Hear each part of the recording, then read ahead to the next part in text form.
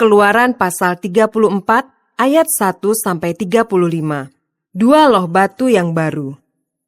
Berfirmanlah Tuhan kepada Musa, "Pahatlah dua loh batu sama dengan yang mula-mula. Maka aku akan menulis pada loh itu segala firman yang ada pada loh yang mula-mula, yang telah kau pecahkan. Bersiaplah menjelang pagi dan naiklah pada waktu pagi ke atas gunung Sinai. Berdirilah di sana menghadap aku di puncak gunung itu. Tetapi janganlah ada seorang pun yang naik bersama-sama dengan engkau, dan juga seorang pun tidak boleh kelihatan di seluruh gunung itu. Bahkan kambing domba dan lembu sapi pun tidak boleh makan rumput di sekitar gunung itu." Lalu Musa memahat dua loh batu sama dengan yang mula-mula. Bangunlah ia pagi-pagi dan naiklah ia ke atas gunung Sinai, seperti yang diperintahkan Tuhan kepadanya, dan membawa kedua loh batu itu di tangannya. Turunlah Tuhan dalam awan, lalu berdiri di sana dekat Musa, serta menyerukan nama Tuhan. Berjalanlah Tuhan lewat dari depannya dan berseru, "Tuhan, Tuhan, Allah penyayang dan pengasih, panjang sabar, berlimpah kasih-Nya dan setianya, yang meneguhkan kasih setianya kepada beribu-ribu orang, yang mengampuni kesalahan, pelanggaran, dan dosa, tetapi tidaklah sekali-kali membebaskan orang yang bersalah dari hukuman, yang membalaskan kesalahan bapa kepada anak-anaknya dan cucunya, kepada keturunan yang ketiga dan keempat." Segeralah Musa berlutut ke tanah, lalu sujud menyembah serta berkata, "Jika aku telah mendapat kasih karunia di hadapan-Mu, ya Tuhan, berjalanlah kiranya Tuhan di tengah-tengah kami. Sekalipun bangsa ini suatu bangsa yang tegar tengkuk, tetapi ampunilah kesalahan dan dosa kami. Ambillah kami menjadi milik-Mu."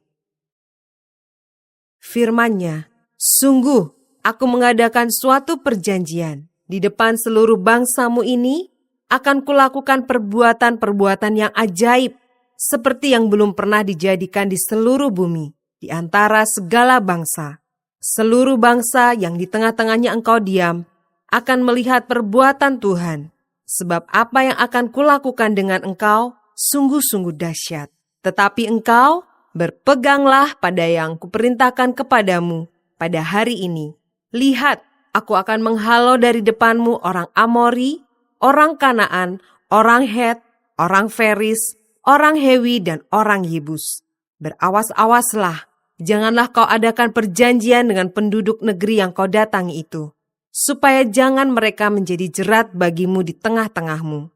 Sebaliknya, mezbah-mezbah mereka haruslah kamu rubuhkan, tugu-tugu berhala mereka kamu remukkan, dan tiang-tiang berhala mereka kamu tebang. Sebab janganlah engkau sujud menyembah kepada Allah lain, karena Tuhan yang namanya cemburuan adalah Allah yang cemburu. Janganlah engkau sampai mengadakan perjanjian dengan penduduk negeri itu. Apabila mereka berzina dengan mengikuti Allah mereka dan mempersembahkan korban kepada Allah mereka, maka mereka akan mengundang engkau dan engkau akan ikut makan korban sembelihan mereka. Apabila engkau mengambil anak-anak perempuan mereka menjadi istri anak-anakmu, dan anak-anak perempuan itu akan berzina dengan mengikuti Allah mereka, maka mereka akan membujuk juga anak-anakmu laki-laki untuk berzina dengan mengikuti Allah mereka. Janganlah kau buat bagimu Allah tuangan. Hari raya roti tidak beragi haruslah kau pelihara.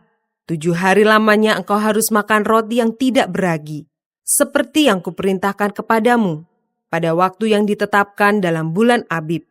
Sebab dalam bulan Abib itulah engkau keluar dari Mesir. Segala apa yang lahir terdahulu dari kandungan, akulah yang empunya.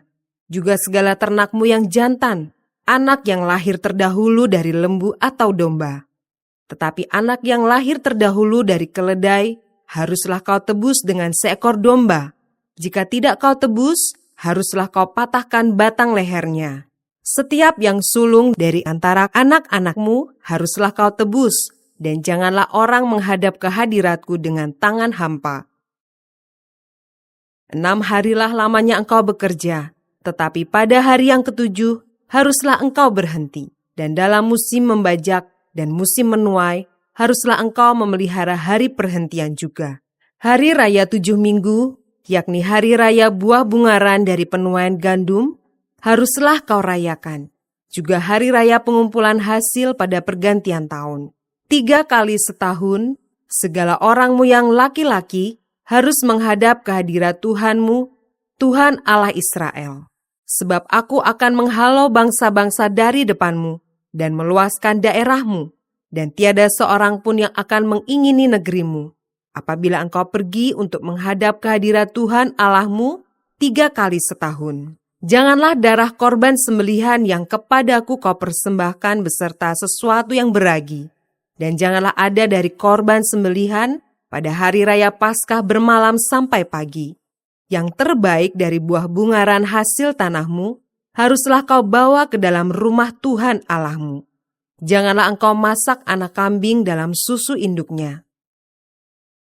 Berfirmanlah Tuhan kepada Musa, tuliskanlah segala firman ini, sebab berdasarkan firman ini telah kuadakan perjanjian dengan engkau dan dengan Israel. Dan Musa ada di sana bersama-sama dengan Tuhan 40 hari 40 malam lamanya, tidak makan roti dan tidak minum air, dan ia menuliskan pada loh itu segala perkataan perjanjian, yakni ke-10 firman. Ketika Musa turun dari gunung Sinai, kedua loh hukum Allah ada di tangan Musa ketika ia turun dari gunung itu. Tidaklah ia tahu bahwa kulit mukanya bercahaya, oleh karena ia telah berbicara dengan Tuhan. Ketika Harun dan segala orang Israel melihat Musa, tampak kulit mukanya bercahaya, maka takutlah mereka mendekati dia. Tetapi Musa memanggil mereka, maka Harun dan segala pemimpin jemaah itu berbalik kepadanya, dan Musa berbicara kepada mereka.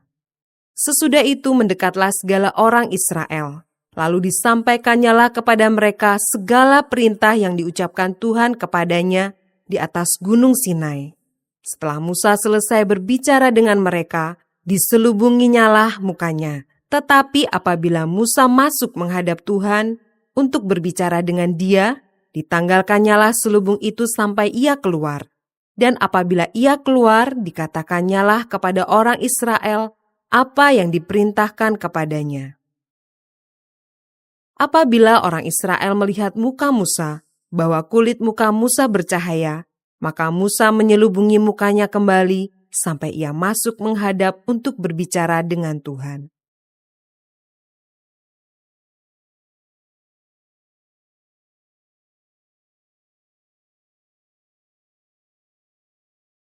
Keluaran pasal 35 ayat 1-3. Peringatan untuk menguduskan hari Sabat. Lalu Musa menyuruh berkumpul segenap jemaah Israel dan berkata kepada mereka, inilah firman yang diperintahkan Tuhan untuk dilakukan. 6 hari lamanya boleh dilakukan pekerjaan, tetapi pada hari yang ke-7 haruslah ada perhentian kudus bagimu, yakni Sabat, hari perhentian penuh bagi Tuhan. Setiap orang yang melakukan pekerjaan pada hari itu haruslah dihukum mati. Janganlah kamu memasang api dimanapun dalam tempat kediamanmu pada hari Sabat. Ayat 4-29. Persembahan khusus untuk mendirikan kemah suci dan untuk kebaktian di dalamnya. Berkatalah Musa kepada segenap jemaah Israel, inilah firman yang diperintahkan Tuhan. Bunyinya, ambillah bagi Tuhan persembahan khusus dari barang kepunyaanmu. Setiap orang yang terdorong hatinya harus membawanya sebagai persembahan khusus kepada Tuhan.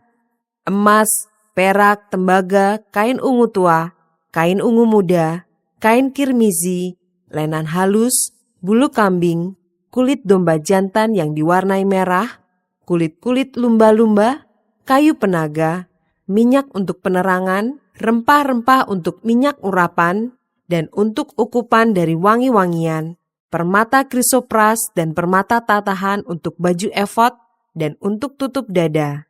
Segala orang yang ahli di antara kamu haruslah datang untuk membuat segala yang diperintahkan Tuhan, yakni kemah suci, atap kemahnya dan tudungnya, kaitannya dan papanya, kayu lintangnya, tiangnya dan alasnya, tabut dengan kayu pengusungnya, tutup pendamaian dan tabir penudung, meja dengan kayu pengusungnya, segala perkakasnya dan roti sajian, kandil untuk penerangan dengan perkakasnya, lampunya dan minyak untuk penerangan, mezbah pembakaran ukupan dengan kayu pengusungnya, minyak urapan dan ukupan dari wangi-wangian, tirai pintu untuk pintu kemah suci, mezbah korban bakaran dengan kisi-kisi tembaganya, kayu pengusungnya dan segala perkakasnya, bejana pembasuhan dengan alasnya, layar pelataran, tiangnya, alasnya, dan tirai pintu gerbang pelataran itu, patok kemah suci dan patok pelataran dan talinya,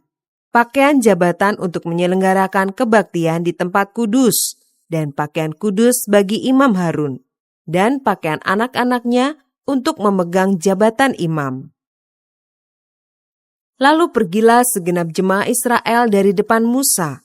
Sesudah itu datanglah setiap orang yang tergerak hatinya, setiap orang yang terdorong jiwanya, membawa persembahan khusus kepada Tuhan untuk pekerjaan melengkapi kemah pertemuan dan untuk segala ibadah di dalamnya dan untuk pakaian kudus itu.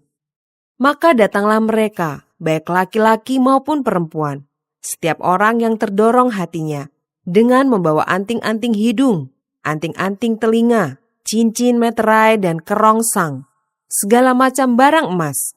Demikian juga setiap orang yang mempersembahkan persembahan unjukan dari emas bagi Tuhan. Juga setiap orang yang mempunyai kain ungu tua, kain ungu muda, kain kirmisi, lenan halus, bulu kambing, kulit domba jantan yang diwarnai merah, dan kulit lumba-lumba datang membawanya. Setiap orang yang hendak mempersembahkan persembahan khusus dari perak atau tembaga, membawa persembahan khusus yang kepada Tuhan itu. Dan setiap orang yang mempunyai kayu penaga, membawanya juga untuk segala pekerjaan mendirikan itu. Setiap perempuan yang ahli, memintal dengan tangannya sendiri, dan membawa yang dipintalnya itu, yakni kain ungu tua, kain ungu muda, kain kirmisi, dan lenan halus. Semua perempuan yang tergerak hatinya oleh karena ia berkeahlian memintal bulu kambing. Pemimpin-pemimpin membawa permata krisopras dan permata tatahan untuk baju efod dan untuk tutup dada, rempah-rempah dan minyak untuk penerangan, untuk minyak urapan dan untuk ukupan dari wangi-wangian. Semua laki-laki dan perempuan yang terdorong hatinya akan membawa sesuatu untuk segala pekerjaan yang diperintahkan Tuhan dengan perantaraan Musa untuk dilakukan. Mereka itu, yakni orang Israel, membawanya sebagai pemberian sukarela bagi Tuhan.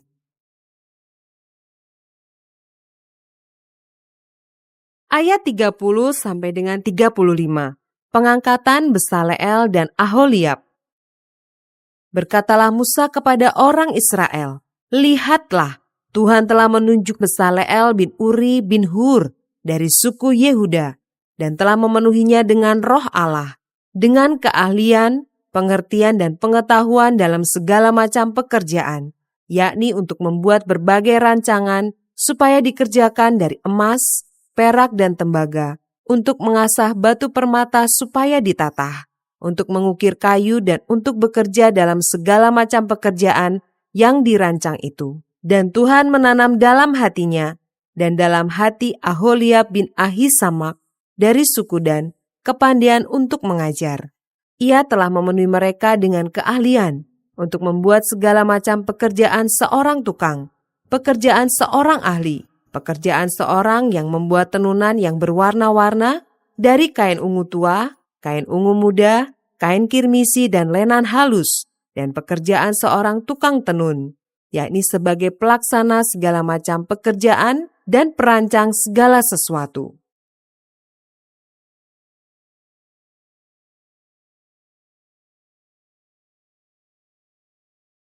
Keluaran pasal 36 ayat 1-7. Demikianlah harus bekerja Besaleel dan Aholiab dan setiap orang yang ahli, yang telah dikaruniai Tuhan keahlian dan pengertian. sehingga ia tahu melakukan segala macam pekerjaan untuk mendirikan tempat kudus tepat menurut yang diperintahkan Tuhan. Lalu Musa memanggil Besaleel dan Aholiab dan setiap orang yang ahli, yang dalam hatinya telah ditanam Tuhan keahlian, setiap orang yang tergerak hatinya untuk datang melakukan pekerjaan itu. Mereka menerima daripada Musa seluruh persembahan khusus yang telah dibawa oleh orang Israel untuk melaksanakan pekerjaan mendirikan tempat kudus. Tetapi orang Israel itu masih terus membawa pemberian sukarela kepada Musa tiap-tiap pagi. Dan segala orang ahli yang melakukan seluruh pekerjaan untuk tempat kudus itu, datanglah masing-masing dari pekerjaan yang dilakukannya. Dan berkata kepada Musa, rakyat membawa lebih banyak dari yang diperlukan untuk mengerjakan pekerjaan yang diperintahkan Tuhan untuk dilakukan. Lalu Musa memerintahkan supaya dimaklumkan di mana-mana di perkemahan itu demikian.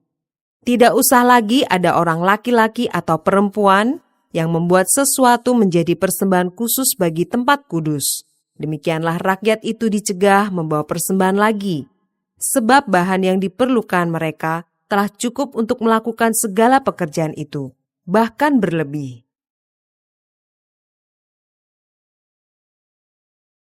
Ayat 8 sampai dengan 38. Membuat kemah suci. Lalu semua ahli di antara tukang-tukang itu membuat kemah suci dari 10 tenda dari lenan halus yang dipintal benangnya, dan dari kain ungu tua, kain ungu muda, dan kain kirmisi, dengan ada kerupnya, buatan ahli tenun, dibuat orang semuanya itu. Panjang tiap-tiap tenda 28 hasta, dan lebar tiap-tiap tenda 4 hasta. Semua tenda itu sama ukurannya. 5 dari tenda itu dirangkap menjadi 1, dan yang 5 lagi juga dirangkap menjadi 1. Pada rangkapan yang pertama, di tepi 1 tenda yang di ujung, dibuatlah sosok-sosok kain ungu tua, dan demikian juga di tepi 1 tenda yang paling ujung pada rangkapan yang kedua.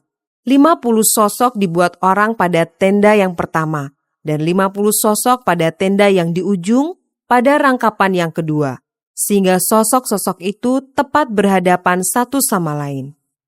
Dibuatlah 50 kaitan emas, dan disambunglah tenda-tenda kemah suci, yang satu dengan yang lain, dengan memakai kaitan itu, sehingga menjadi satu. Dibuatlah tenda-tenda dari bulu kambing, menjadi atap kemah yang menudungi kemah suci. 11 tenda dibuat orang. Panjang tiap-tiap tenda 30 hasta, dan 4 hasta lebarnya tiap-tiap tenda. Yang 11 tenda itu sama ukurannya. Disambunglah 5 dari tenda itu dengan tersendiri, dan 6 dari tenda itu dengan tersendiri. Dibuatlah 50 sosok pada rangkapan yang pertama di tepi 1 tenda yang di ujung, dan dibuat 50 sosok di tepi 1 tenda pada rangkapan yang kedua. Dibuat oranglah 50 kaitan tembaga untuk menyambung tenda-tenda kemah itu, sehingga menjadi satu. Juga dibuatlah untuk kemah itu tudung dari kulit domba jantan yang diwarnai merah, dan tudung dari kulit lumba-lumba di atasnya lagi. Dibuat oranglah untuk kemah suci itu papan dari kayu penaga yang berdiri tegak, 10 hasta panjangnya 1 papan, dan 1,5 hasta lebarnya tiap-tiap papan. Tiap-tiap papan ada 2 pasaknya, yang disengkang satu sama lain. Demikianlah diperbuat dengan segala papan kemah suci. Dibuat oranglah papan-papan untuk kemah suci, 20 papan pada sebelah selatan, dan 40 alas perak dibuat orang di bawah ke-20 papan itu. 2 alas di bawah 1 papan untuk kedua pasaknya, dan seterusnya 2 alas di bawah setiap papan untuk kedua pasaknya. Juga dibuat orang untuk sisi yang kedua dari kemah suci, pada sebelah utara 20 papan, dengan 40 alas peraknya. 2 alas di bawah 1 papan, dan seterusnya 2 alas di bawah setiap papan. Untuk sisi belakang kemah suci, pada sebelah barat, dibuat oranglah 6 papan. 2 papan dibuat orang untuk sudut kemah suci di sisi belakang. Kedua papan itu kembar pasaknya di sebelah bawah, dan seperti itu juga kembar pasaknya di sebelah atas. Di dekat gelang yang satu itu, Demikianlah dibuat orang dengan kedua papan yang untuk kedua sudutnya itu. Jadi ada 8 papan dengan alas peraknya, 16 alas, 2 alas di bawah satu papan. Dibuatlah juga kayu lintang dari kayu penaga, 5 untuk papan-papan pada sisi yang satu dari kemah suci, 5 kayu lintang untuk papan-papan pada sisi yang kedua dari kemah suci, dan 5 kayu lintang untuk papan-papan kemah suci yang merupakan sisi belakangnya pada sebelah barat. Dibuat oranglah kayu lintang yang di tengah menjadi melintang terus di tengah-tengah papan-papan itu dari ujung ke ujung. Papan-papan itu disalut dengan emas. Gelang-gelang itu dibuat dari emas sebagai tempat memasukkan kayu-kayu lintang itu, dan kayu-kayu lintang itu disalut dengan emas. Dibuatlah tabir itu dari kain ungu tua dan kain ungu muda, kain kirmisi dan lenan halus yang dipintal benangnya. Dibuat dengan ada kerupnya, buatan ahli tenun. Dibuat oranglah untuk itu 4 tiang dari kayu penaga, dan disalutlah itu dengan emas, dengan ada kaitannya dari emas. Lagi dituanglah 4 alas perak untuk tiang itu. Juga dibuat oranglah tirai untuk pintu kemah itu dari kain ungu tua, kain ungu muda, kain kirmisi dan lenan halus yang dipintal benangnya, tenunan yang berwarna-warna, dan kelima tiangnya dengan kaitan untuk tiang itu. Disalutlah ujungnya dan penyambung-penyambungnya dengan emas, dan kelima alasnya itu adalah dari tembaga.